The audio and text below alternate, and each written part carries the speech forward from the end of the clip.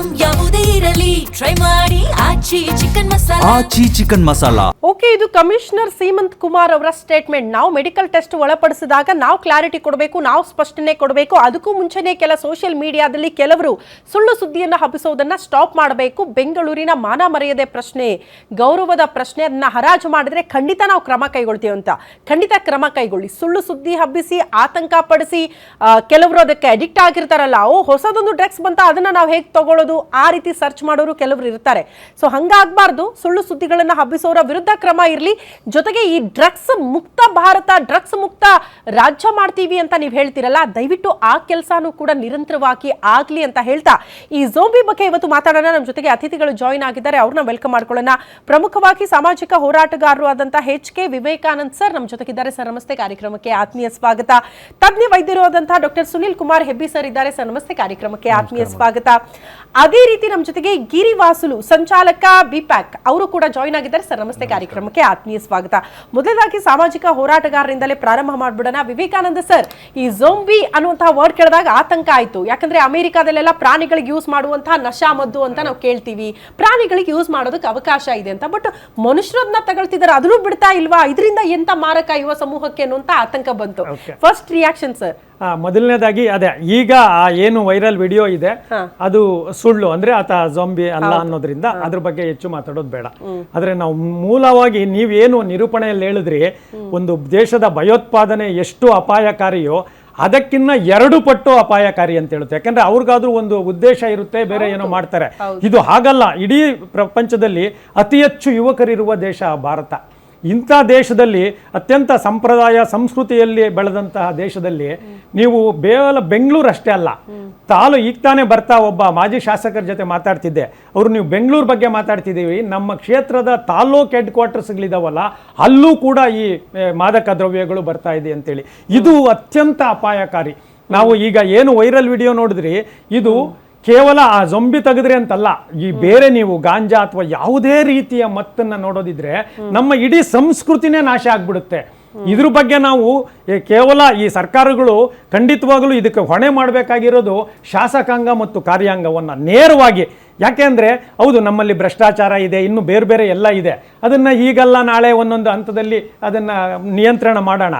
ಆದರೆ ಇದಿದೆಯಲ್ಲ, ಇದು ನಮ್ಮ ಸಂಸ್ಕೃತಿಯನ್ನು, ಯುವಶಕ್ತಿಯನ್ನು ಸಂಪೂರ್ಣ ನಾಶ ಮಾಡಿಬಿಡುತ್ತೆ. ಮತ್ತು ಪೊಲೀಸ್ ಅವ್ರ ಮಕ್ಕಳಿದ್ದಾರೆ, ರಾಜಕಾರಣಿಗಳು ಮಕ್ಕಳಿದ್ದಾರೆ, ಡಾಕ್ಟರ್ಗಳು ಮಕ್ಕಳೇ ಇದ್ದಾರೆ. ಯಾಕೆಂದರೆ ಈಗಿನ ಒಂದು ಸಾಮಾಜಿಕ ಪರಿಸ್ಥಿತಿಯಲ್ಲಿ ಯುವಕರು ಅಥವಾ ನಮ್ಮ ಮಕ್ಕಳು ನಮ್ಮ ನಿಯಂತ್ರಣಕ್ಕೆ ಸಿಗ್ತಾ ಇಲ್ಲ. ಸೊ ಅಂತ ಕಾರಣದಲ್ಲಿ ನೀವು ಸುಲಭವಾಗಿ ನಿಮಗೆ ಈ ಡ್ರಗ್ ಸಿಗುತ್ತೆ ಅನ್ನೋದಾದ್ರೆ ಇದರ ಅಪಾಯ ಇದೆಯಲ್ಲ, ನಾವೆಲ್ಲರೂ ಆತ್ಮವಿಮರ್ಶೆ ಮಾಡ್ಕೋಬೇಕು. ಹಾಗಾದ್ರೆ ಇದು ನಿಯಂತ್ರಣಕ್ಕೆ ಬರದ ಸಮಸ್ಯೆನಾ ಅಂದ್ರೆ ಖಂಡಿತವಾಗೂ ಒಬ್ಬ ಪೊಲೀಸ್ ಕಮಿಷನರ್, ಒಬ್ಬ ಗೃಹ ಮಂತ್ರಿ ಏನಾದ್ರೂ ನಿಜವಾಗ್ಲೂ ಒಂದು ವಿಲ್ ಪವರ್ ಅನ್ನ ಯೂಸ್ ಮಾಡಿ ಇದನ್ನ ನಾನು ನಿಯಂತ್ರಣ ಮಾಡಲೇಬೇಕು ಅನ್ನೋದಾದ್ರೆ ಖಂಡಿತ ಮಾಡ್ಲಿಕ್ಕೆ ಸಾಧ್ಯತೆ ಇದೆ. ಯಾಕೆ ಅಂತ ನಾನು ಹೇಳ್ತೀನಿ ಕೇಳಿ.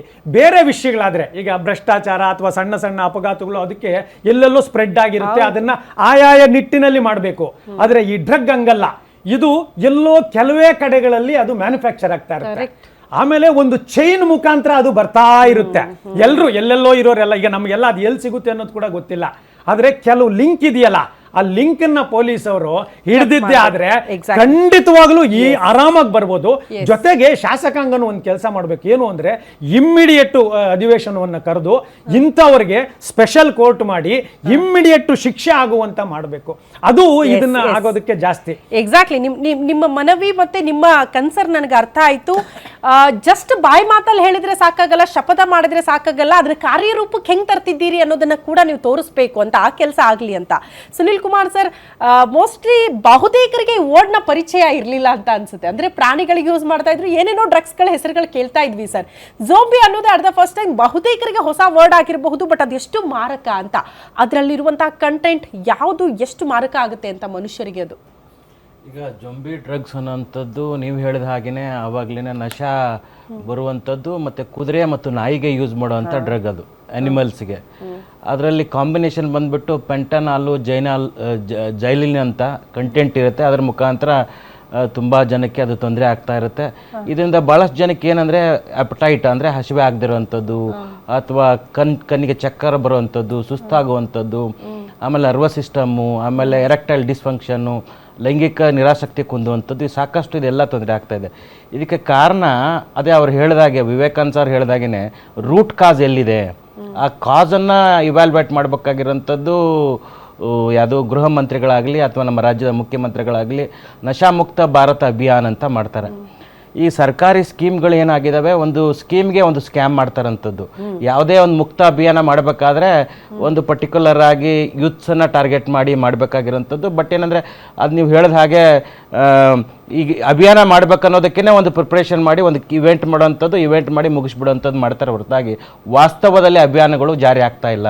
ಆ ಅಭಿಯಾನದಿಂದ ಎಷ್ಟು ಇಂಪ್ಯಾಕ್ಟ್ ಆಗಿದೆ, ಇಂಪ್ಯಾಕ್ಟ್ ರಿಪೋರ್ಟ್ ಏನಿದೆ, ಇದು ಯಾವುದೂ ಇಲ್ಲವೇ ಇಲ್ಲ. ಹಾಗಾಗಿ ಸಾಕಷ್ಟು ಯುವಕರಿಗೆ ಸರ್ವನಾಶ ಆಗೋದಕ್ಕೆ ಕಾರಣನೇ ಈ ಸರ್ಕಾರಗಳು, ಈ ರಾಜ್ಯದ ಗೃಹ ಮಂತ್ರಿ ಆಗಿರಲಿ, ರಾಜ್ಯದ ಮುಖ್ಯಮಂತ್ರಿ ಆಗಿರಲಿ, ಇನ್ಯಾರೇ ಆಗಿರಲಿ, ರೆಸ್ಪಾನ್ಸಿಬಿಲಿಟಿ ಮತ್ತು ಅಕೌಂಟಬಿಲಿಟಿ ಅನ್ನೋದು ಭಾಳ ಇಂಪಾರ್ಟೆಂಟ್ ಆಗುತ್ತೆ. ಮತ್ತು ಬೆಂಗಳೂರು ಕಮಿಷನರ್ ಅವರೆಲ್ಲ ಭಾಳಷ್ಟು ಜನ ಈ IAS, IPS, MLA, ಮಿನಿಸ್ಟರ್ ಮಕ್ಕಳುಗಳನ್ನೇ ಇದಕ್ಕೆ ಅಡಿಕ್ಟ್ ಆಗಿರೋಂಥದ್ದು. ಅವರೆಲ್ಲ ಪೇಜ್ 3 ಪಾರ್ಟಿ ಆ ಪಾರ್ಟಿಗಳ ಪ್ರಭಾವಿಗಳ ಮಕ್ಕಳು ಹಾಳಾಗ್ತಾರದು. ಆ ಕಾರಣಕ್ಕಾಗಿ ಅಟ್ಲೀಸ್ಟ್ ಜನಸಾಮಾನ್ಯರಿಗೆ ಅದು ಅಫೋರ್ಡೆಬಲ್ ಆಗಲ್ಲ ಮತ್ತು ಅಕ್ಸೆಸಿಬಿಲಿಟಿನೂ ಇರಲ್ಲ. ಇದೇನು ಶ್ರೀಮಂತರ ಮಕ್ಕಳಿಗೆ ಮಾಡೋದಕ್ಕೆ ಏನು ಕೆಲಸ ಇಲ್ಲದೆ ಇರುವಾಗ ಇನ್ನೇನು ಮಾಡೋಕ್ಕಾಗತ್ತೆ ಹೇಳಿ ಅವ್ರಿಗೆ. ಅವ್ರ ಅಪ್ಪ ತಂದೆ ತಾಯಿಗಳು ಕೋಟಿ ಕೋಟಿ ದುಡ್ಡನ್ನು ಲೂಟಿ ಹೊಡೆದಿರೋ ದುಡ್ಡನ್ನು ಅದನ್ನು ಹೆಂಗೆ ಕರಗಿಸೋದು ಅನ್ನೋದಕ್ಕೆ ಈ ಥರದ್ದಾಗ್ತಾ ಅವ್ರ ಮಕ್ಕಳ ಭವಿಷ್ಯ ಹಾಳಾಗ್ತಾ ಇದೆ. ಪರ್ಟಿಕ್ಯುಲರ್ ಆಗಿ ರಾಜಕಾರಣಿಗಳ ಮಕ್ಕಳ ಭವಿಷ್ಯ ಹಾಳಾಗ್ತಾ ಇರುವಾಗ ಅಟ್ಲೀಸ್ಟ್ ಇದಕ್ಕಾದರೂ ಕನ್ಸರ್ನ್ ಮಾಡಿ. ಯಾಕಂದರೆ ಈ ರಾಜಕಾರಣಿಗಳು IPL ಟಿಕೆಟ್ಗೋಸ್ಕರ ನಮಗೆ ಟಿಕೆಟ್ ಸಿಗ್ತಾ ಇಲ್ಲ, ನಮಗೆ, ನಮ್ಮ ಹೆಂಡತಿಗೆ, ನಮ್ಮ ಫ್ಯಾಮ್ಲಿಗೆ ಅಂತ ಸದನದಲ್ಲಿ ಧ್ವನಿ ಎತ್ತಿ ಅದಕ್ಕೆ ಪ್ರಶ್ನೆ ಮಾಡ್ತಾರೆ.